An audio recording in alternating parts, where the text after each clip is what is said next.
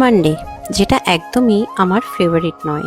সকালটা খুব হেক্টিক হয়, কিন্তু তাও এফর্ট তো দিতেই হবে, কারণ এই এফর্টই একদিন সাকসেস স্টোরি তৈরি করে। Good morning everyone. আজ সোমবার, সকাল 6টা অলরেডি বেজে গেছে। যদিও 5টার সময় ওঠার কথা ছিল, কিন্তু সে 5টার অ্যালার্মটা আমি মিস করেছি।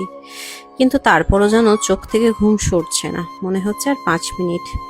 তাই তাড়াতাড়ি নিজেকে পুশ করে ফ্রেশ হয়ে কিচেনে এসে এই জিরা জলটা খেয়ে নিলাম। এরপর ব্রেকফাস্ট রেডি করার পালা।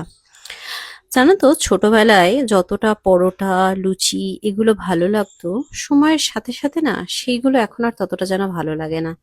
তার জায়গায় জায়গা করে নিয়েছে এই ওটস, মিল্ক, বা কখনো দই দিয়ে কর্নফ্লেক্স। আর তার সাথে যদি সিজনাল কিছু ফ্রুটস হয়, যেমন এই আম, বা তার সাথে আপেল, কলা, যাই হোক না কেন। আর আম তো আশা করি সবারই খুব পছন্দের, আমি বা সেই লিস্টে বাদ যাই কেন।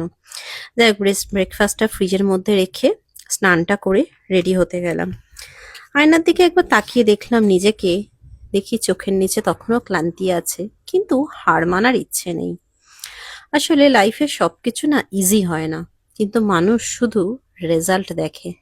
কেউ দেখে না এই ঘুম না হওয়া চোখ, এই ক্লান্তি ভরা মুখ। এইগুলো কিন্তু কারোর চোখে পড়ে না। সবাই শুধু দেখে জীবনে কি কি উন্নতি করলাম।